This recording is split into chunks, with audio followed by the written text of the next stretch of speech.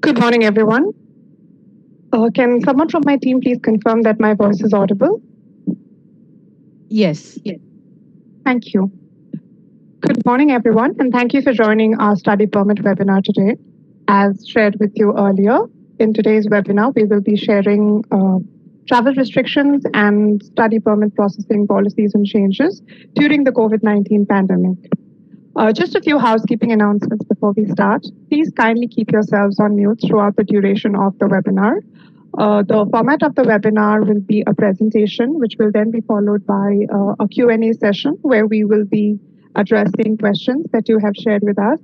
I request that you kindly please share your questions only in the Q&A box, not in the chat box.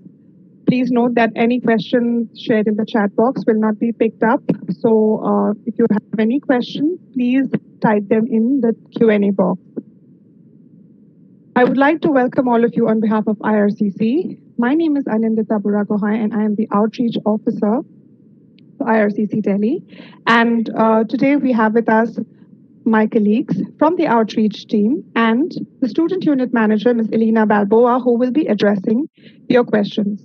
So without any further ado, I would now like to start with the presentation. Once again, thank you all very much for having the time to join us today. We will be sharing with you latest updates on travel restrictions, exemptions, and study permit processing. Please keep yourself on mute as mentioned earlier. The contents of this webinar are valid as of today. For the most current information on IRCC processes and travel restrictions to Canada, please visit www.canada.ca/immigration. Links to our social media pages will be shared with you at the end of the presentation.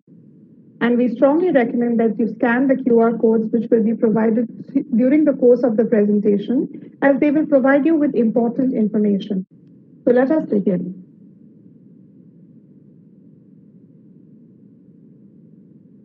Now that you are seriously looking at Canada to study, you should be aware of the current travel restrictions in light of the COVID-19 pandemic. To protect Canadians from the outbreak of COVID-19, the Government of Canada implemented travel restrictions that limit travel to Canada.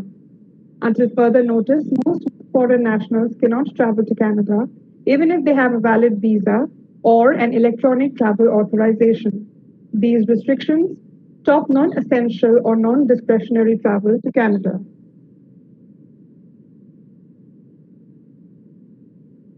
As of November 21st, 2020, if you're flying into Canada as your final destination, you must use the ArriveCAN app to submit your travel and contact information, quarantine plan details, and COVID-19 symptom self-assessment. There are also 3 mandatory COVID-19 testing requirements. The first test happens before you even get on your flight. All travelers aged 5 years or older, regardless of citizenship, must provide proof of a negative COVID-19 molecular test result. Even if you've already received the vaccine, you must still provide a valid test result. It does not exempt you from this requirement. You must take the test within 72 hours of the scheduled departure time of your flight to Canada. If you have a connecting flight, the test must be conducted within 72 hours of the scheduled departure time of your last direct flight to Canada. This means that you might need to schedule the test in your transit city. Provide one of the accepted types of test, not an antigen test, and keep proof of your test results for the 14-day period that begins on the day you enter Canada. Upon arrival in Canada, you will be required to undergo a second COVID-19 molecular test. Travelers will also be required to reserve a government-authorized hotel for 3 nights prior to departure to Canada. You will stay in this hotel while awaiting the results of your second COVID-19 test. Note that the cost of the hotel is your responsibility, and it includes food, security, transportation, and infection prevention and control measures. You will need to present proof of having reserved and prepaid for your accommodation through the ArriveCAN app. Travelers will still be required to complete the remainder of the mandatory 14-day quarantine after their mandatory hotel stopover. As of July 5th, certain exemptions have been introduced for fully vaccinated travelers. Those who meet the requirements may be exempt from quarantine, hotel stopover only for air travelers, and day 8 testing requirements. Pre-entry and arrival tests are still required. One must use the ArriveCan app to enter proof of vaccination, quarantine, and travel information. You may qualify for certain exemptions to quarantine and testing requirements if you are eligible to enter Canada, are asymptomatic, meet the Government of Canada requirements of fully vaccinated travelers, and meet all other entry requirements, including entering your information in the ArriveCan app before arrival. To be considered fully vaccinated, you must have received the full series of an accepted COVID-19 vaccine or a combination of accepted vaccines. Or you must have received your last dose at least 14 days prior to the day you enter Canada, and you must upload your proof of vaccination in the ArriveCan app. There are 4 accepted vaccines: Pfizer BioNTech COVID-19 vaccine, the Moderna COVID-19 vaccine, the AstraZeneca Covishield COVID-19 vaccine, and Janssen, the Johnson & Johnson COVID-19 vaccine single dose. Vaccines not currently accepted for fully vaccinated status in Canada include Bharat Biotech. Covaxin is an example, Sputnik, Sinovac, etc. Certain measures for vaccinated travelers. Please remember the direct flights from India to Canada remain suspended until July 21st. For international students, only those who are destined to designated learning institutions with a COVID-19 readiness plan approved by their respective provincial or territorial government may enter Canada. This, first and foremost, protects the health and safety of all students and surrounding community. Additionally, these plans describe how the DLIs will manage the mandatory 14-day quarantine period for international students, including arrangements for transportation to the student's quarantine location. We often get the question if whether or not students need to follow the quarantine plans the DLIs have set for them, and the answer to this is yes. If your DLI has specified a quarantine plan for you, you must follow it, as this may be part of this COVID-19 readiness plan that has been approved for them. This is how they've gotten their respective province or territory to agree to allow them to permit you to come to Canada to study with them. These plans also provide information and support to international students about how they can get the items they need for their quarantine, like food and medications, health insurance, and how to remain healthy while in Canada. The list of approved DLIs is posted on IRCC's webpage and is updated every 2 weeks as provinces and territories approve additional schools. This travel restriction affects all international students, regardless of where they are traveling from or when their study permit was approved. Students should not make any travel plans until they have met all requirements and received all necessary authorizations. This essentially means that you have received your passport with visa attached. Additionally, students should not travel more than 4 weeks in advance of the start of their classes. If you exceed this limit, you may be refused entry into Canada and return to your country of residence at your own expense. Please remember that the airline you use to travel to Canada and CBSA, which is the Canadian Border Security Agency, always have the final decision in whether you will be allowed to board or enter Canada. We can only provide you with guidance based on the information that you provide to IRCC.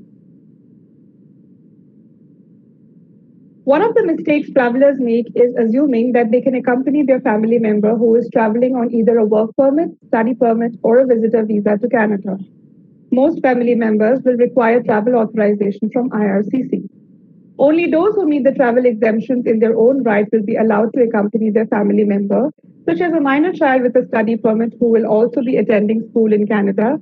A minor child or an infant without a study permit will require travel authorization from IRCC. If you are a parent and you want to accompany your child to school in Canada, you may do so provided they are entering into primary or high school. Those attending college or university are expected to settle on their own unless they have a physical or mental disability preventing them from doing so. You will still need a visa in your own right as well as travel authorization from IRCC.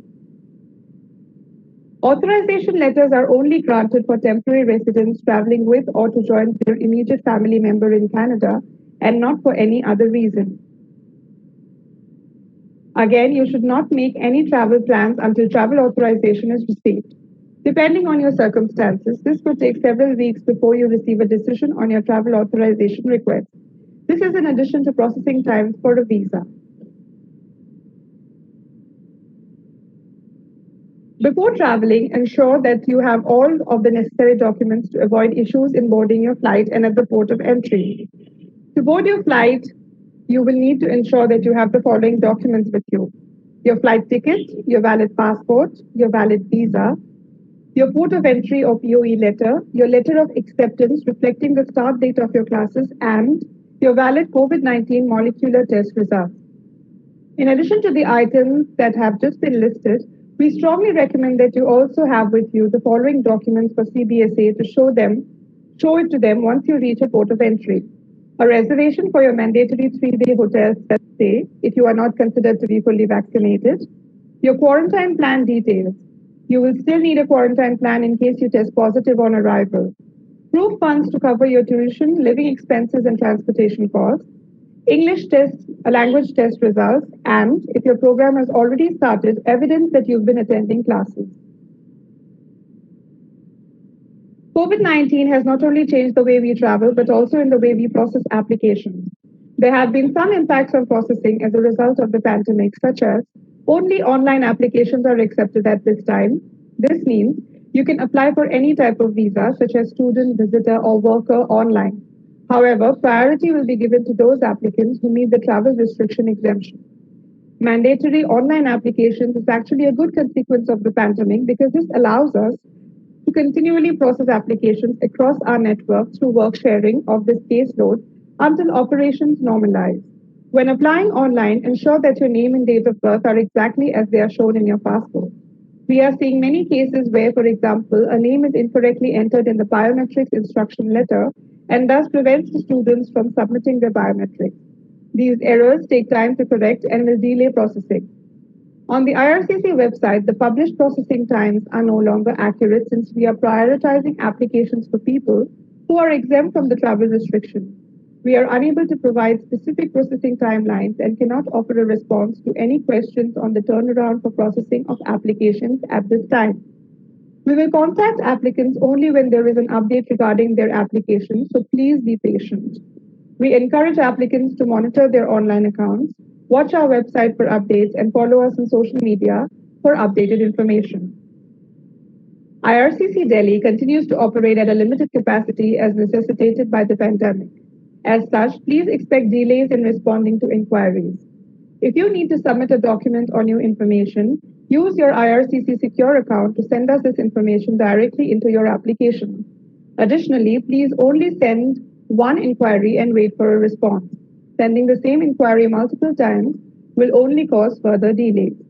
Other factors also contribute to processing delays, such as missing documents and incomplete applications. Panel physicians across India are now booking appointments for upfront medicals. If you submitted an online application without an upfront medical, you need to wait for an immigration medical examination or an IME form to book an appointment. This means that it may take longer for you to complete your medical exam or obtain the supporting documents you need for your application. However, you must submit the missing documents as soon as possible because we will not be able to finalize your application otherwise. If submitting an application with missing documents, we strongly recommend you provide an accompanying letter indicating what is missing and when you intend to submit them. For certain key items like language test results, transcripts, diplomas, or degree certificates, you should not submit your application until you have these documents. As you are likely aware, we've taken a phased approach to providing services at the VAC or the visa application centers. After being closed for an extended period of time due to the pandemic, a lot has had to change because we take the health and welfare of our clients and staff very seriously. Therefore, we ask that you please be cautious and not crowd outside the VAC and come to your biometric appointment alone. In the next slide, we will look into more details of some of the changes at the VAC. Because of the pandemic, the VACs are still operating at limited capacity. As of today, all visa applicants who hold a biometric instruction letter may book a biometrics appointment at a VAC in India using the online booking tool on the VFS Global website. When using the VAC online booking tool, an applicant holding a BIL or a biometric instruction letter may book only one appointment. Attempts to book additional appointments are not permitted and delay processing requests for other applicants. Please scan the VAC QR code on your screen where many of your questions will be answered. Once scanned, the document will continue to be updated on your phone. Courier submission for holders of passport submission request letters will start in a phased manner. Please do not send your passport directly to the High Commission. Passports received at the High Commission will be immediately returned without a visa. Starting July 5th, passport submission is only available for clients who completed the two-way courier process prior to May 1st, 2021. We request your patience while you kindly wait for VFS to contact you. Passport submission for all other clients will begin later this month in a phased approach. Please monitor the VFS website and our social media pages for updates. I'm sure that there are a number of you to whom the study permit process is very new, so let's go over some of the basics. For your submission to be considered an actual application, you need to submit upfront the following documents. The application form. We don't have an application until and unless you've submitted all of the required forms. There is the application for a study permit and the family information form. If you are less than 17 years of age, you need to also submit a completed custodian declaration to indicate who will be caring for you when you are in Canada. If you decide to use the help of anyone with your visa application, you should also declare this by submitting the use of a rep form. Fees. Lately, we've been seeing a number of applications missing fees, whether it is the processing fee or biometrics fee. You need to submit both upfront fees for both biometrics and your processing fee. This means a fee receipt for a total of 235 Canadian dollars. Passport photos and a copy of your passport. A letter of offer of acceptance from a DLI in Canada. Usually, this should be an unconditional letter of acceptance or LOA. However, we will accept a conditional LOA if you can also demonstrate, as in provide evidence, that you meet the conditions in your application. You should not submit your application until you have evidence to demonstrate that you meet the conditions as stated on your LOA. While this lists the basic documents for an application to be considered, you should aim to provide all necessary supporting documents as well, which we will discuss in the next slide. This slide reflects the documents you need for your eligibility assessment. It covers both the SDS and non-SDS stream. For SDS, Student Direct Stream, you need a valid letter of acceptance, IELTS test results demonstrating 6.0 in each band, a receipt or documentation that tuition has been paid for the first year, including all scholarships and grants, a receipt for a GIC for 10,000 Canadian dollars, your most recent school transcripts, and a CAQ for Quebec-bound students. For the non-SDS stream, here is what's different. In addition to IELTS, we also accept TOEFL and PTE test results. No online language test results will be accepted. Instead of a GIC and paying a full year tuition, you must show liquid funds to pay for tuition, living expenses, and transportation for the first year of school, plus an explanation and evidence of how you intend to pay for all of the remaining subsequent years of school without relying on working in Canada. Additionally, we strongly recommend that you submit a statement of purpose to explain why you have chosen that program of study, why Canada, and explain your financial plan to pay for all your years of study. Note that if you are unable to submit a required document, for example, upfront medical, your application will be moved to the non-SDS stream. We strongly recommend that you only submit your application once you have all of the documents required for your eligibility assessment. Failure to provide a required document may result in the refusal of your application. Note that this is not a refusal based on non-compliance, but rather that you provided unsatisfactory evidence to either demonstrate your bona fides as a student or lack funds for your purpose of travel.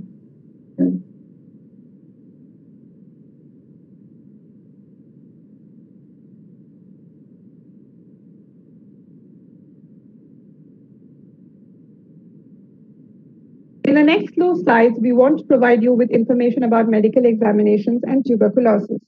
We sometimes find that applicants are reluctant to complete their medicals because of fear of refusal. Allow us to allay some of these fears now. All permanent resident applicants and temporary resident applicants who will be staying in Canada for more than 6 months are required to get their medical tests or medical examinations done. Only designated panel physicians are able to conduct your immigration medical exam. You can find a list of them on our website. Note that the panel physician doesn't make the final decision about your medical exam. IRCC does. If there's a problem with your medical exam, we'll contact you in writing. When can you take your medical exam? You have two options. You can do it before you submit your application. This is called an upfront medical. To arrange this, please contact the panel physician directly to make an appointment. This is what we recommend everyone to do. Your other option is to wait until after you've submitted your application. If you choose this route, you must wait for IRCC to send you instructions. You will have 30 days to comply with these instructions. Failure to do so may result in the refusal of your application. Here is what you can expect during your exam. You must complete a medical history questionnaire, which will ask you about previous or existing medical conditions. They'll also ask you about any medications you're taking. There is the physical examination during which the doctor or medical clinic staff will weigh you, measure your height, check your hearing and vision, take your blood pressure, feel your pulse, listen to your heart and lungs, feel your abdomen, check how your limbs move, and look at your skin. You have the right to a chaperone at any time during the medical exam. You may ask the medical clinic to have a staff member in the room or stop the exam at any time to ask questions about what the doctor is doing.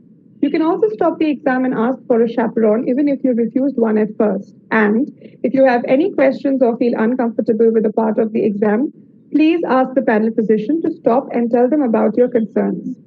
You should also note the following. Chest X-ray is mandatory for all applicants 11 years of age or older. Urine test and blood test is mandatory for all applicants aged 15 years and older. The blood test is to check for HIV, syphilis, kidney, and liver functions. When you arrive, the panel physician or clinic staff will ask you for identification to confirm your identity. If you're referred for an X-ray or other tests, you may be asked to present your identification again when you go for those tests. Your picture will also be taken for our records. After your exam is done, the panel physician will send the results electronically to IRCC. This usually takes between 2 to 3 days before it gets recorded in your immigration file, but it could go up to 10 days. So we request you to kindly be patient. In case of additional tests required, we will let you know promptly if you need them.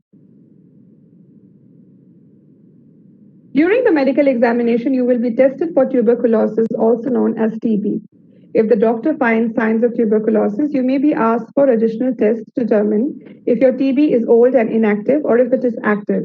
In most of the cases, TB is old and inactive, and your medical can be finalized immediately. In a small percentage of patients, TB can be active. In those cases, it is important to note that anyone can get TB as it is transmitted through the air when a person with TB coughs, speaks, laughs, or sneezes. Since TB is contagious, it is important that you get treated before you travel. If you have TB, you will not be barred from going to Canada. You will, however, need to be fully treated before you travel. TB can be treated, but it is very important to complete the full treatment. If you do not complete the full treatment, you can develop a form of TB that is more difficult to treat, and you can infect people around you and those you love.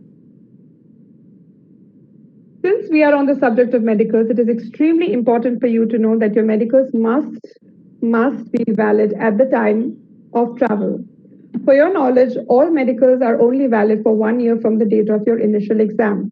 This means that if more than 1 year has elapsed since you did your medical exam, you must complete a new medical exam if you have not yet traveled to Canada, and even though you already have a valid visa.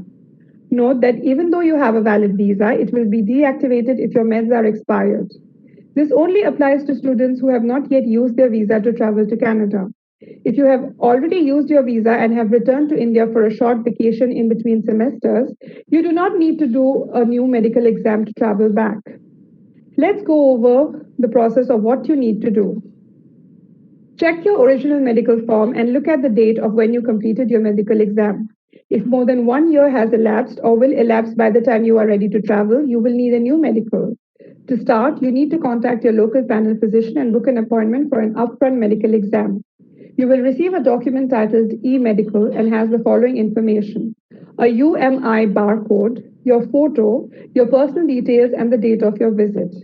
You do not need to send this document to IRCC, as the panel physician who conducted your medical exam will send us the results electronically.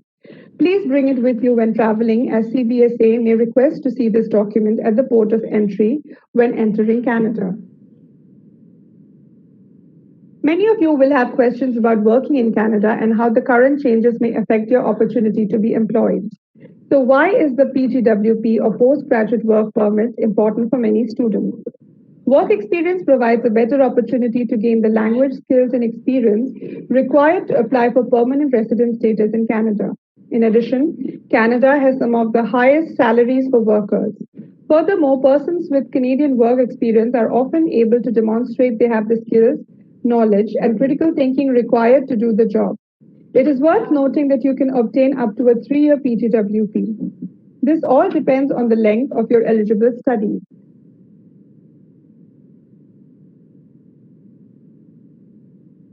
IRCC has introduced additional measures to provide maximum flexibility for students to obtain their PGWP. First of all, you need to ensure that you meet the usual PGWP requirements. Check our website to ensure that the program in which you are enrolled makes you eligible for a PGWP. You can study your program online and outside of Canada, and that time spent on studies will count towards your PGWP if you have been enrolled in a program that was in progress in March 2020, or you started a program between spring 2020 and winter 2021, and you have been approved for a study permit, or you have applied for a study permit before starting your program in 2020 or 2021. Note that all studies in fall 2020 onwards must be full-time in order to count towards the PGWP. Here is some great news. You can now complete up to 100% of your program online up until December 31st, 2021. You can even complete up to 2 programs provided that your program is between 8 and 12 months in length, and you started your program of study between May and September 2020. Now, in the event that your first application may have been refused, note that you can apply again, and if your subsequent application gets approved, all of the time on studies will still count towards your PGWP. The key is to apply before you begin your studies.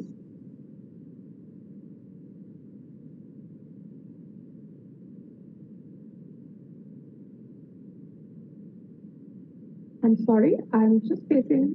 Okay. This section applies to students already in Canada.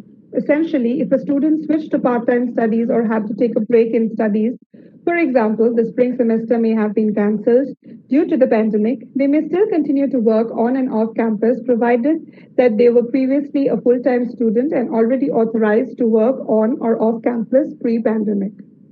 For off-campus work, the maximum limit is still 20 hours per week during the academic session and full-time during regular academic breaks. School closure, part-time studies, or semester cancellation due to COVID-19 do not count as a regularly scheduled academic break. We want to inform you of various fraud activities and misinformation related to immigration applications. We strongly advise you to download the ICCRC app. This app allows you to easily verify or find an authorized immigration consultant. If you are working with an agent in India, it is important to note that agents are not authorized consultants and should not provide you with immigration advice or submit an application on your behalf. They can only do administrative functions. Many of the agents used by DLIs are for the recruitment process and not immigration matters. Also, it is important to stay alert to fraud. Here are some ways you can do this. Protect yourself. If it sounds too good to be true, it probably is. Never share your personal information with unauthorized strangers. Fraudulent websites and scams. Websites may claim to be official Government of Canada sites. They do this to trick people into paying them money. Note that application processing fees are fixed and have no additional charges. Email scams. IRCC will never send you an email from a private address. Emails may also appear to be coming from our office but are actually coming from a scammer. Learn how to expand the headings of the email address you receive to find out who is the actual sender. Telephone scams. IRCC will never ask you for any sort of payment by telephone. All fees must be paid online through our website. Unauthorized agents.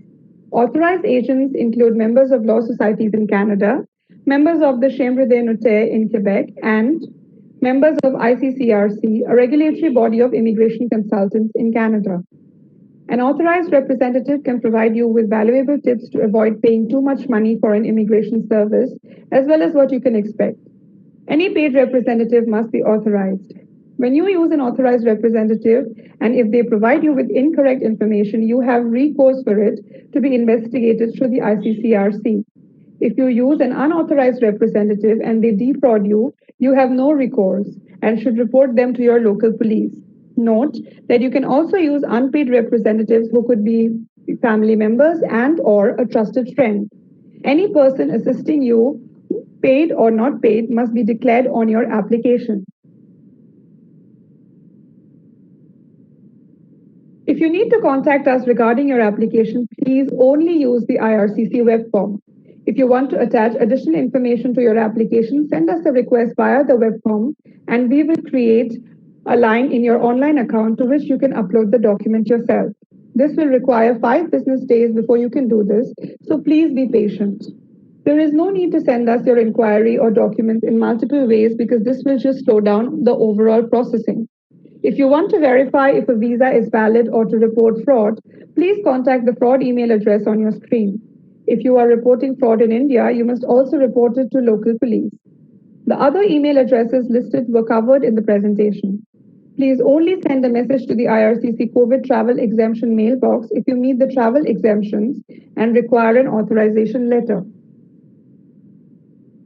For more information, here are the many ways to connect with us and to find information. We have the IRCC website, the High Commission website, and social media such as Facebook and Twitter. We use QR codes to provide you with information because there is a lot to cover in a short presentation. If you need assistance in submitting an online application again, please scan the QR code on your screen. This provides you with a step-by-step guide on how to apply online. This is the end of our presentation. Thank you again for being patient listeners and for your attention. We will now be addressing your questions. Thank you.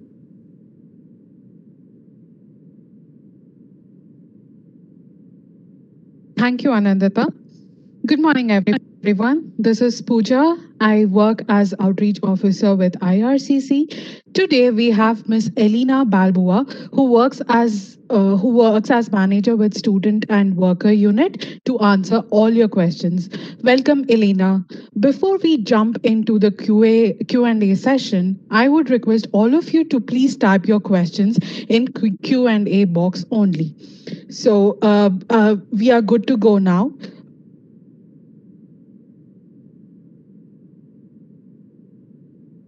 Elena, you have something to say before we start the Q&A session?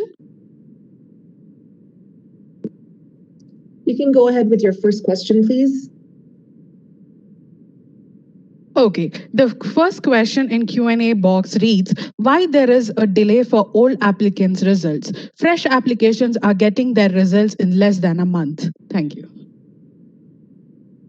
So it's hard for me to comment unless you actually have file numbers for us to check. One of the reasons why applications that may have been filed ahead of yours would have been finalized before your application may have is because those applications are complete and your application is still missing certain documents. Like I said, it's difficult to comment unless I actually have file numbers to look into. In the presentation, Anandita had mentioned several reasons why there are delays currently in processing. With the pandemic, with closures of various institutions, businesses, with limited operational capacity here at the mission, whether it's at the test centers for IELTS, whether it's the panel physicians, etc. All of these are really contributing to the delays in processing at this time. We ask for your patience. We are trying to get through all of the applications as quickly as possible so that all of you can have decisions. Thank you. Thank you, Elena. The second question is why Quebec file processing is very slow. Students are waiting for results from last year. Thank you. So again, it's very difficult to comment, unless you actually are providing file numbers. So Quebec processing is slow. Most of the applications are going through what we call first in, first out, and we do process them in date order. There are certain applications, so we made a promise to process applications that are complete received before May 15 for an August 6 decision. So those are being prioritized over all other things. There were some concerns with certain groups of cases, and those have been addressed, whether it's via letters, via interviews, etc. So students should no longer be experiencing many delays in those groups of cases. Thank you. Moving forward, the next question is, what is the process to apply for PGWP after completing 100% study online outside Canada? So you will apply for your PGWP online as you did for your study permit. There are instructions online on how to do that. So you're applying for an overseas work permit, and you need to specify that it's a PGWP that you're applying for. Included in your application should be evidence that you've completed your studies. So this includes your certificate, diploma, or degree. This should also include your transcripts. This should include a letter from your school to indicate that you were a full-time student, and that you had completed your classes online during this period because, you know, for whatever reason, the schools were closed, the flights there were no flights going to Canada, etc. So you need to explain all of that in your application when you are requesting for that PGWP visa. Thank you. The next question is, my biometrics appointment is on 18th August and my college starts on 7th September. I need to inform my college about the visa outcome before that, but I am not getting enough time to view my visa outcome. So what should I do to get my visa outcome on time? It would be better if the colleges increase their deadlines to refund the tuition fee if the study permit is not granted on time. Thanks. So that's a discussion you need to have with your DLI. We have no jurisdiction over what their refund dates are or their deadlines for students to have their visas. So please have a conversation with your school. Thank you. Moving forward, why AIP holders are getting refusals on the basis of eligibility. Students are attending online classes from September 2020, but they got refusal after studying 8+ months in their home country, especially Quebec students. We studied with full dedication. So there may be new information that's come to light that may have affected your eligibility. Refusals can also come from admissibility and misrepresentation, which is separate from eligibility. Really, this is all case by case, and it's hard to comment unless you give me specific case numbers for me to look into. What I recommend is that you can apply again. All the time counted towards studies from when you made your first application will still count towards your PGWP if you are eventually approved for a visa later. Thank you. The next question is, there are students whose medical got expired and they did re-medical, but CIC account is not yet updated with the new medical exam result. Please advise when will this be done so students can travel? So if you've already had your visa, your account will not be updated. You will not see this in your account, so please do not ask us. This is all being done in the background. You will receive an email to let you know when your visa has been reactivated. Additionally, you can also check your online account to see whether or not your visa is active before you travel. Please do not travel until your visa has actually been reactivated. You should not make travel plans until your visa has actually been reactivated. A lot of people are getting stuck because they took the chance to book their travel, even though their visa has not yet been reactivated, and they missed their flights. And this is costly. So please do not book your travel until you have received notification that your visa has been reactivated. Thank you. The next question is, as mentioned by IRCC earlier, whoever submits the application before 15th May will get the results before 6th of August. Is that possible? Thanks. Sorry, so if they submitted a complete application by May 15? Can you repeat that, please? Yes. So that is the promise we made. If you made a complete application by May 15, we will get you a decision on your case by August 6th. Now, there are some exceptions where you may not be able to receive a decision because your case has been deemed complex. So where we've needed to request additional information from you, where you need to do medical furtherance tests because you have potentially active TB, like there are a number of other reasons why you may not be considered as part of that group. because of the complexity of your case, but otherwise, for the most part, anyone who submitted a complete application by May 15 should receive a decision by August 6. Thank you. Elena, this question also pertains to the last question you answered. Why are the results delayed for those who had applied before May 15th, but those who applied in June are getting results? Do IRCC has proper plan and processing applications? Thanks. So I'm actually not sure about that unless you can provide case numbers. It's difficult for me to comment. It could also be that as we're waiting for cases received before May 15 that were incomplete to actually be completed, as we run our queries to look for cases that have everything on file, those are quite easy for us to assess, and they might be getting approvals right away. That could be a reason, but again, it's difficult for me to comment unless you actually have case numbers. Thank you. Moving on, there is a next question. Hi there, I'm a CBSE student and I plan to apply for my SDS visa with predicted grades. Does IRCC accept it as I haven't received my final grade 12 mark sheet? Also, what is the current processing time for SDS applications, excluding the time of biometrics? Thanks. So for SDS applications, you need to submit a final transcript as part of your application. You do not have that, so you cannot apply for that with your predictive grades. You need to wait until you have your final transcript to apply under SDS.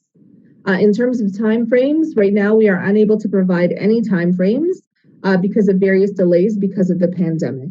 Thank you. Moving on, if we have already submitted visa application and biometrics is also completed, can we go ahead with upfront medical exam and later on raise a web form to attach it with the visa application? Or do we wait for IME form to do the medical exam? Please wait for the IME form to do the medical exam. If you do the upfront medical, it will not be attached to your file automatically. This will cause delays. If you're sending us a web form to attach your medical, keep in mind, all of these steps that you're doing is adding to the work we need to do. And we don't have an infinite number of workers to do all of this work. So the more you contact us, the more you're asking us to do all of these other things, it'll cause delays for everything else down the line. If you have an IME, if we send you an IME, when you get your medical done, your medical results are automatically attached to your application through this IME. That's why we're asking you to wait for it. So for anybody who submitted a visa application already, please wait for the IME before doing your medical exam. Thank you. Okay, moving on. What about those applicants who have received their BIL letter but no final decision after that? So a biometrics instruction letter is a request for biometrics. So I'm not sure if I'm understanding this question correctly, but if you've received a biometrics instruction letter, it means you're missing biometrics. And you should go do them because we can't finalize your application otherwise. If you've received a confirmation that your biometrics is valid for the next 10 years, this is a different story. So that just basically means that we've received your application, we've assessed eligibility. Whether final decision is there or not, this really depends on this. You may not know, but you can check your online application to see if your application has been approved. We're not sending passport request letters to inform you of this because passport transmission has not yet resumed at the VACs. So you're going to need to wait for this. So there's a lot of students who think that their application hasn't yet been assessed because they haven't received their passport request letter. This is untrue. There's a number of cases where we need to send the passport request letter, but we cannot do this until passport transmission resumes at the VAC. And this is still pending, so clients will please be patient. Thank you. Elena, this again is a part of the last question. The client is asking, if we pass eligibility review, then is it safe to assume that we can expect the passport request letters? So if eligibility is passed, you still need to do medicals. Have you done your biometrics at all? There could be information that comes into that we receive after we've made an eligibility decision that may force us to review eligibility. Like, keep in mind, until you have a final decision on your application, until we've actually issued you a visa, we can re-review your case if new information comes to light. So don't think that, once eligibility has been made, like that's it, it's set in stone. It is not, because your case is still open. Once your application has been approved and once passport transmission has resumed, that's when we'll send you your passport request letter. In the meantime, please be patient, please wait, please do not ask for it, because we cannot send it to you right now because passport transmission has not resumed. Please wait until the service has resumed. Thank you. Okay, we have two questions about the Quebec files. One person asks, can you comment on the status of Quebec files? The second client is asking, with all due respect, my question is, when would the decisions come for the Quebec students, and specifically for the students of those 10 colleges that were under investigation? We already moved from almost Jan 21 to May 2021, and now it's September 2021 intake. Please address. Thank you. So all of those cases are in progress. They're being reviewed by officers. They're in progress. They're not on hold. They're not suspended. We are working on them. So a majority of you, there's a lot of you that have received procedural fairness letters or request letters requesting for additional documents. I hope you responded to them. Otherwise, your case may be refused. We are in the process of reviewing all of those responses so that we can get a decision on your cases. Thank you. The next question says, after applying for visa, if I change my DLI, then how can I change the documents of new DLI in the visa file? Thank you. So I assume that your visa has already been approved and you've received your visa. If you need to apply, if you're switching DLIs, you need to submit a new application. Thank you. Client is asking, if I'm fully vaccinated, and do I still need to have a pre-booked accommodation proof for the travel? Yes. So number one, you need to still have a quarantine plan regardless of whether or not you're fully vaccinated. And for Indian students, you need to ensure that your status as a fully vaccinated traveler meets Canadian standards. So that means that you've had both shots of Canada approved vaccines only, and more than 2 weeks has elapsed since your second dose, so that you've also had 2 doses. The Canada Border Services Agency will be the one to determine whether or not you will be required to go into quarantine when you arrive at the port of entry. So despite what's happening, because keep in mind, you also still have to do a PCR test upon arrival. And if, for example, you test positive for COVID at the port of entry, you will be required to go into quarantine. So every single traveler needs to ensure, regardless of their vaccine status, has a quarantine plan, meaning bookings for whatever place you need to do this quarantine, to ensure that you do have a place in case those PCR tests come back positive. So you may not require it if your tests are all right, but keep in mind, you will still need to present a plan to CBSA at the port of entry. Thank you. Another client asks, if I defer my intake, will I be getting the extension for the deadline of visa? Thanks. So if you defer your intake and your application is still in progress, please inform us so that we can, when we issue your visa, yes, we will adjust the date. If your visa has already been issued and you need more time on your visa to complete your classes because you've deferred your classes, you will need to apply for a study permit extension once you are in Canada. We will not extend the current visa on your current application. You need to make a new application for an extension. You should do this when you're in Canada and apply for a study permit extension. Thank you. So the next question is, when will direct flights resume for students between Delhi and Vancouver, as indirect routes are unreliable and very expensive, and students are at more risk of being exposed to COVID-19 virus on an indirect route than a direct one? Thanks. So everyone needs to monitor www.canada.ca. On this website are information you need in terms of traveling to Canada. On July 21st, this is the last day of the flight ban, the current flight ban. And it's still being reviewed whether or not the flight ban will be extended or if it will be eliminated. But we will not know until the end of July 21st. So July 22nd, please check the website to see whether or not or what is the status of this flight ban, whether it's been extended or eliminated completely.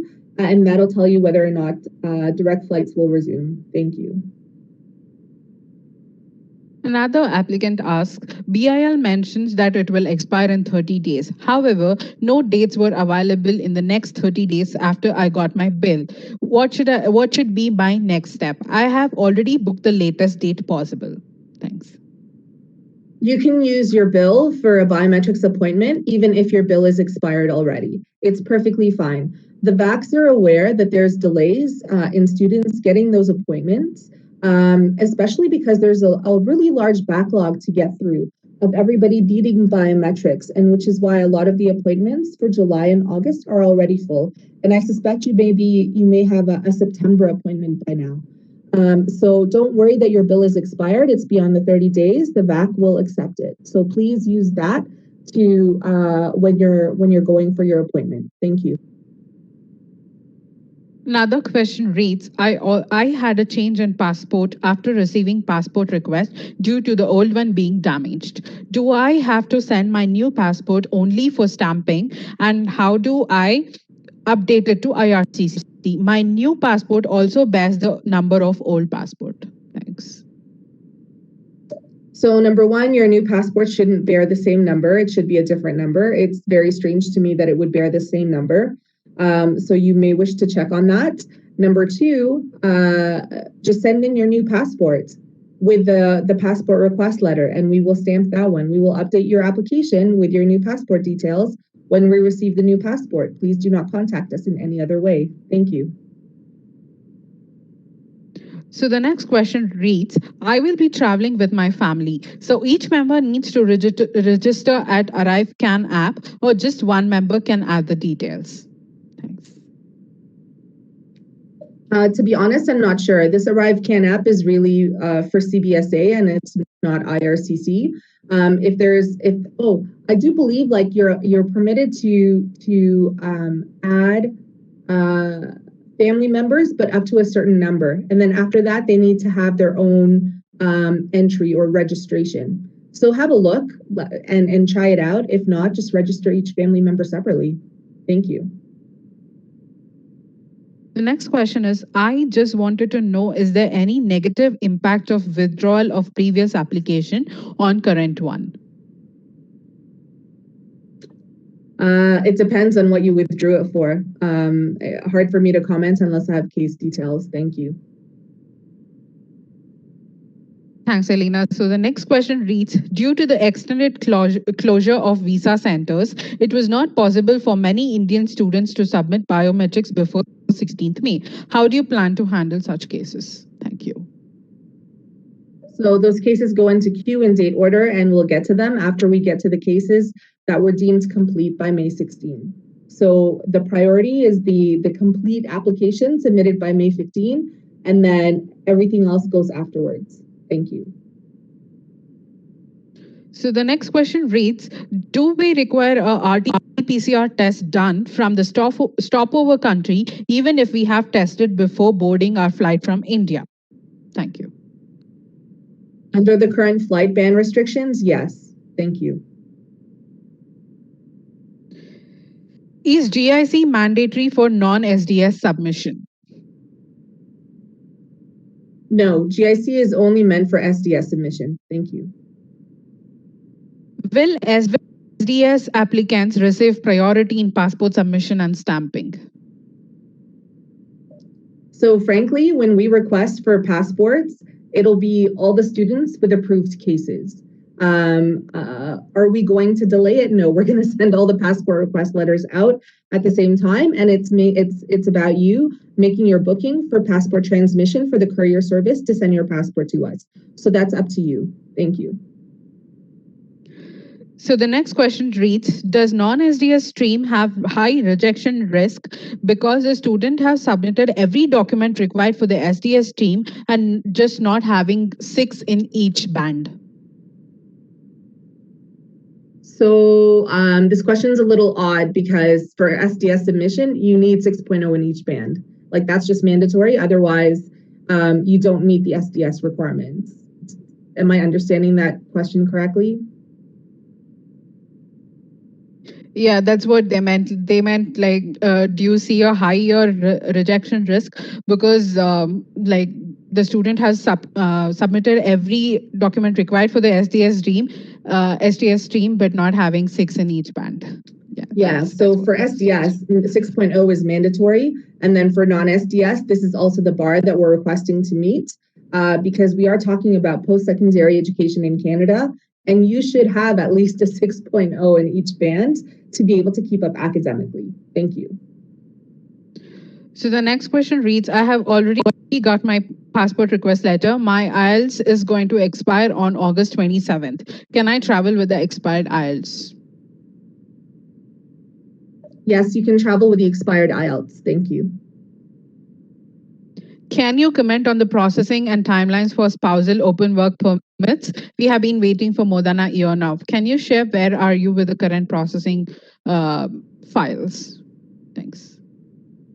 So with limited processing capacity right now, our priorities for work permits are what we consider essential workers. And essential workers according to IRCC and not other departments for Canada. So for IRCC, predominantly, this relates to healthcare workers, for food production workers, and for transportation and infrastructure workers. All other workers will have to wait for their work permits to be assessed because we are focused on these essential workers first and foremost. In terms of processing timeframes, I believe right now we're working on September cases.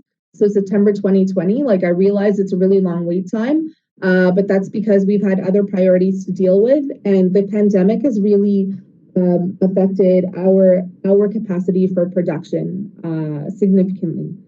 So we thank you for your patience, and we continue to ask for your patience as we get through this backlog. Thank you. The next question reads, as you are prioritizing applications for travel exempt students, does it mean Indian study permit applications are not getting processed right now? I can't join my university in fall 21 online without an approved study permit. Please help. Sorry, can you repeat that question again, please? Sure. As you are prioritizing applications for travel exempt students, does it mean Indian study permit applications are not getting processed right now? I can't join my university in fall 21. He or she says online without an approved study permit. Please help. So all Indian study permit applicants are considered priority. So there are no students that are not travel exempt. You're all travel exempt. So we are processing your applications. If there's delays, this is because your application may not have been deemed complete before May 15, or we've requested information from you and you haven't yet responded. So what I recommend is that you check your emails, you check your online account to make sure that we haven't sent you correspondence to ask for certain things. Or that there's nothing missing from your file. So that's what I would recommend. Thank you. So the next question reads, I forgot to add some crucial supporting documents with my online non-SDS study permit application. I submitted them later through an IRCC web form. I haven't received the request to upload them on IRCC portal. Will these documents be considered in support of my application? Thank you. So it depends when you sent them. So I believe we're only a few days behind in terms of going through our emails. If nobody's replied to your email and it's taken longer, or it's been sent a while ago, you may wish to send another one. Thank you. Okay. The next question reads, as new travel restrictions has been implemented, could you please tell me whether a person who completed their 100% of the full-time course in Canada and had to go to their home country for a medical emergency and applied for PGWP outside Canada can come back to Canada on implied status using the job offer letter, valid study permit, and TRV, which expires on September 2021? Thank you. So only work permit holders will be permitted to enter Canada. You left Canada, so you no longer have implied status. Thank you. For ASTS, is IELTS general permitted? Sorry, Pooja, you're breaking up. Can you repeat that, please? Can you confirm if you can hear me right now? Yeah, I'm assuming the weather is having a bit of an impact on tech. You're breaking up a little, but just repeat the question, please. Okay, so for SDS, is IELTS general permitted? General IELTS permitted? Is that what you said? Yes, yes. Okay. Yes, SDS, general IELTS is permitted. Thank you. Okay, the next question reads, I do not have my first dose proof of vaccination due to the technical issue on the CoWIN app. My record is still not there till date, but I have second dose proof of vaccination. What can I do to show my first proof? Can I get that in written form from the vaccination center as a confirmation? Thank you. So for the vaccines you receive in India, we have no jurisdiction over this. You need to contact your own government. Thank you. The next question is, what are the timelines for winter 2022 session? By when do we need to submit the application for study permit? Thanks. So you should always apply for your study permit as soon as possible. Do not delay. Don't think like you can submit 2 months in advance or 1 month in advance and then you can get your visa right away. No, please submit as soon as you're able. If you have all of the documents you need to submit your application, do it now. Do not wait. Thank you. The next question reads, hi, Elena. I didn't realize the SOP is a highly required document while submitting my application on April 13th. Is it advisable that I submit it via web form now? Thank you. If your application has not yet been assessed, yes, you should submit that. Thank you.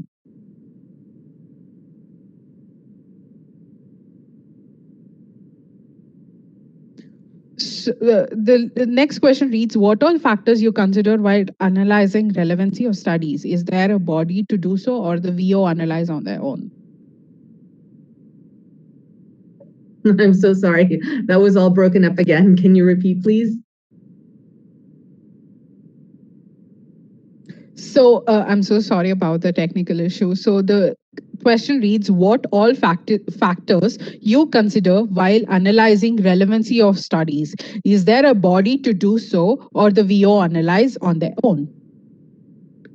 Okay, so how do we assess relevancy of studies? So we look at the student's background, we look at the student's previous employment history, and then we look at how this new course relates to what their background was. Because we're always looking for a progression of studies, right? You know, someone who did an MBA, for example, a Master in Business Administration, will not do a general business course diploma at a college. Why? This is not a logical progression of studies. And those cases are very easily refused. So you need to demonstrate to us that there is actually a progression in what you're intending to learn now. And you also need to demonstrate, especially those who've had a gap in studies, who've had work experience, you know, why are you coming back to school now? Because all of this relates to this relevancy of the current program you wish to study. So explain to me, like, what is the difference with this new program that you didn't learn in the previous one? What I find when I'm assessing these SOPs, like, this is not being explained very well. Some of you just copy and paste a course description and expect me to understand what's how this relates. No, explain it to me. Explain how this relates to the previous one. Explain how this is different from what you learned before. Explain to me how, your previous work experience, this is what's required, and what you intend to do with this in the future. Like, how do you intend to use this moving forward? Thank you. So the next question says, what is the process after a correspondence letter? Thank you. I don't quite understand that question. What is the next process after what correspondence? Is that all it says? Yeah, that's all the question says. Okay, so this is not a very specific question. I don't understand. I'm sorry. Okay, the next question says, can we start our studies online even if we are waiting for study permit approval? And can we travel to Canada mid-semester if we receive study permit after semester starts? Thank you. Yes to both questions. So as soon as you submit your study permit, even if you don't have decision, you can start studying if you want to, and all of that time will still count towards a PGWP. The key is that you need to have submitted your application before you start your studies. If, for example, that first study permit gets refused, you can apply again. And then if the subsequent study permit is approved, all of that time from when your first study permit application was received will still count towards your PGWP. So this is the key. Apply before you start. And then I'm sorry, Pooja, the second question was? So the second question read, can we travel to Canada mid-semester if we receive study permit after the semester starts? Right. So yes, as long as your classes are in session, you can travel mid-semester and then start your in-person classes if you want to. So as we mentioned in the presentation, you should not travel until at least 4 weeks before your classes start, right? So if your classes are already in progress, yes, go ahead and travel. That's not a problem. You just need to make sure you can demonstrate this. Thank you. So the next question is, do fully vaccinated travelers still need to quarantine for a single day while they're waiting for the COVID test results? Thank you. So for those who meet the travel exemption or the travel restriction exemptions for quarantine, because you're deemed fully vaccinated by Canada, you need to self-isolate but not quarantine. So I believe that the instructions being given to travelers is that please don't come into close contact with other people, but you can, come in and out of your residence as required. If you need to do essential things, etc. You're not confined to your room. And you need to keep a list of anybody you may be in close contact with, just in case that test does come positive. They can also inform those persons to quarantine or isolate themselves until they get tested themselves. Thank you. So the next question is, while raising web form for additional documents, do we raise it with the specific visa office or the general IRCC web form? Thank you. So please use the general IRCC platform. So there are several offices who are processing study permit cases for India. You may not know which specific office is processing your case. So please use the general one, and then they'll push it out to the correct office who's working on your application. Thank you. So the next question is, I submitted my application with TOEFL home-based test in non-SDS, but in presentation it was conveyed home-based tests are not allowed, but nothing is written about such information on the website. So we're telling you now. In all of our outreach, so keep in mind, the document checklist that's online is pretty generic because they're used globally. The one specific for India, for Nepal, Bhutan, which we also cover here, we have specific instructions in all of our outreach activities. We always promote in-person tests at a test center for IELTS, TOEFL, and PTE only. If you've done the home test, I strongly recommend you go do an in-person test right away, and then submit those results ASAP before your application is reviewed. Thank you. So the next question is about the vaccine. My first vaccine dose is issued on Aadhaar card, and the second dose is on passport number. Can it create any issue for the visa offer in Canada if my first dose is not on passport number? Thank you. So this is really a question for CBSA. It's not for IRCC. So you should direct your question to them. But what I suspect is that whatever proof you have to indicate that you've been fully vaccinated needs to be linked to some sort of identification.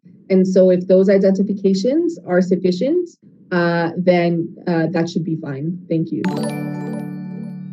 The next question says, what if we have a passport after receiving the passport request letter? Just submit your new passport. We'll put your visa in your new passport. You don't have to do anything else. Thank you. Is SOP mandatory in SDS category? So SOP is not mandatory at all, but it's strongly, strongly, strongly recommended. Thank you. Is transcript compulsory? I have submitted all the required mark sheets, degree and consolidated mark sheet as well. Thank you. So for SDS, the document checklist specifies final transcript. So that's what should be submitted if you're filing under SDS. Under non-SDS, this is not a requirement. Those other mark sheets should be sufficient. Thank you. So the next question reads, should I notify IRCC as the commencement dates of classes have been postponed by a month? So if it's been postponed by a month, like it really won't impact your visa, yes, you can inform us, submit us an updated LOA with a new start date if you wish. Thank you. Where do we upload the statement of purpose while applying for study permit? While applying, there are options for all the other documents to be uploaded on the website, and only one document can be uploaded for each. I believe you can use a client information label for that. Thank you.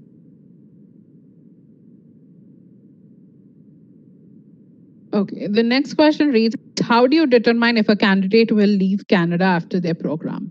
Thank you. So this is really determining ties to your home country. And this is really where the SOP matters. So like I said, not only do you have to explain like why you're taking this program, why it's relevant to you, what you intend to do with it afterwards. Like, what is your plan? You know, tell me how you plan on using this in India. What if you're taking a program that has no relevance in this country? That's certainly not a pull factor for you to return, right? So that's how we're looking at, like, think of all the things that would motivate you to come back to your home country. That's what we want to hear. Thank you. So the next question is, how can I contact IRCC if the file is on hold from a long time? Please contact us via web form. Thank you. In SDS, do we need to attach additional financial documents in addition to tuition fees and GIC?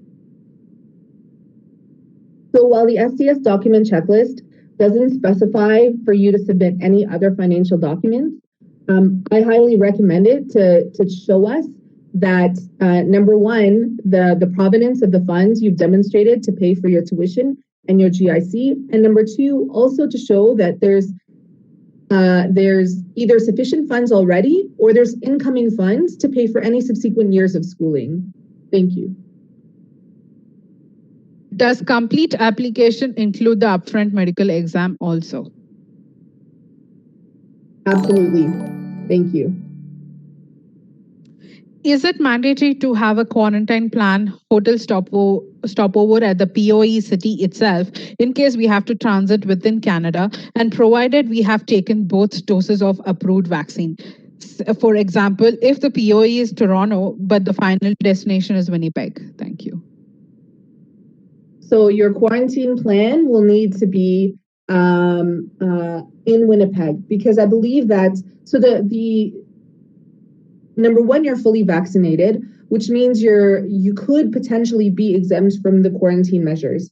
When you do your day arrival PCR test, the test results will not be immediate. So yes, you can travel to your final destination and you need to have a quarantine plan there in case the results of that PCR test on arrival indicates that it's positive for COVID. So you can have your quarantine plan for Winnipeg. Thank you. The next question is, what is a complete application? What all documents are included? Thank you. So I believe we covered that in the presentation for a quick list. So you need to show financial capability for a full year, plus a financial plan to pay for subsequent years. You need a valid LOA. You need language test results with whatever is equivalent to an IELTS 6.0 in each band or higher. You should provide a statement of purpose. You need medicals. You need biometrics. Thank you. Okay, the next question reads, can a relative based in Canada call the IRCC helpline number in Canada to inquire details of my application? Thank you. Because of privacy laws, no. Thank you. Okay, the next question, is it true that mature students or students with education gap above 12 years, although with good work experience, are being refused? This eliminates hope for Indian communities to apply and fails a chance. Thank you. So we don't discriminate based on age. We assess every application on its own merits. Especially for older students, you really need to explain to us why you're returning to academic studies after a long gap. Thank you.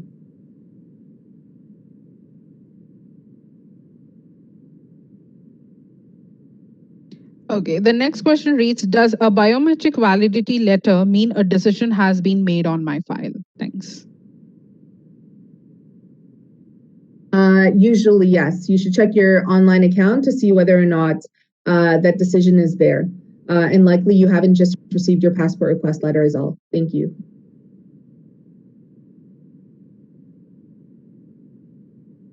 Okay, the next question reads, if the SDS visa is rejected after the program has started, what should one do? Because in SDS, 1 year fees is paid upfront, and the reason for rejection is something to be related.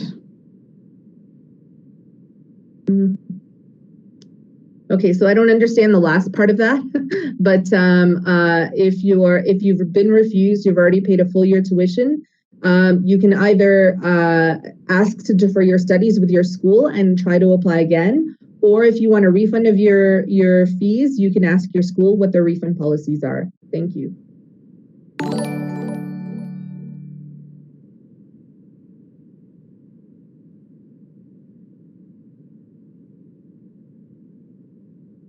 Okay, the next question reads, due to the extended closure of Visa Center, it was not possible for many Indian students to submit biometrics before 16th May. How do you plan to handle such cases? So I think we've already had that question asked by someone else already. Basically, we're prioritizing the ones that are complete as of May 15, and then all of those other cases that were not complete by that date, we'll wait until after we've processed all of those May 15 cohorts. Thank you.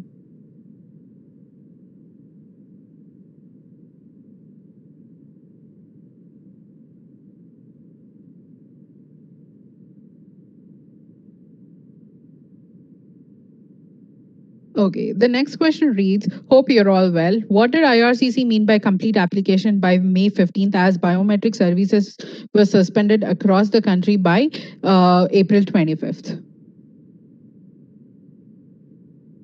So keep in mind, like this policy, this temporary policy is made globally. It's not just for India, right? So this policy really benefits a lot of the other countries where there was no disruption or little disruption to the services, or where services have resumed by then. For India in particular, some students were able to have biometrics because they'd applied for PRVs, for example, or they've already applied before, and this is their second or subsequent application that they're filing for. So, some students were still able to benefit from this policy, but keep in mind this was a global policy and not just for India. Thank you. So a client is asking, can you share a timeline of visa approvals in the current situation? So as we discussed in the presentation, we're unable to provide any timelines because of various delays in processing. Thank you. Okay, this again pertains to the authorized reps. Can my cousin sister living in Canada can call the IRCC helpline number to inquire about my application? And does this call will be linked to my file? So as I mentioned in a previous question, due to privacy laws, no, someone else can't call on your behalf unless they're your authorized rep. Thank you. Okay, we are at the almost at the end of the presentation. Hope we have answered to most of the questions. Elena, do you want to add something before we wrap it up? So I just want to thank everybody for tuning in to our webinar today. I hope we've been able to answer most, if not all, of your questions. Please monitor our Facebook page, our Twitter feed for updates and information on our immigration services. Also monitor the VFS website if you've not yet submitted your passport or biometrics. There's a lot of pertinent information that'll be on there or coming up especially. Monitor the Canada.ca website for all sorts of information on travel restrictions. And think about before you contact us if you can find this information on those websites. It's very useful for us right now, especially because we're very limited in operational capacity. Anytime you contact us via web form means time spent not making decisions. So just keep that in mind. If you can get your question answered elsewhere through our website, please do that. And try to avoid sending especially multiple requests because this is really slowing us down. So I appreciate your patience, especially throughout this past year and a half. This pandemic has really caused a lot of delays for everyone, like not just for immigration, but all sorts of other things. And we understand your frustration and sympathize. And we understand that you're all very anxious to go to Canada and start your in-person studies. I'd also encourage you to keep in touch with your DLIs for any updates on what living is like when you do eventually arrive in Canada. Also keep in mind various cities, provinces and territories have also their own rules and regulations of what is possible or not possible because of COVID. So, I think the best way right now to move forward is to, number one, always keep yourself informed. A lot of very pertinent information on various government websites, like for Canada, for provinces and territories. And also to please continue to be patient. We really, really appreciate that. So in the meantime, please take care. It's a very wet day here in Delhi. I hope you all stay dry. And thank you again.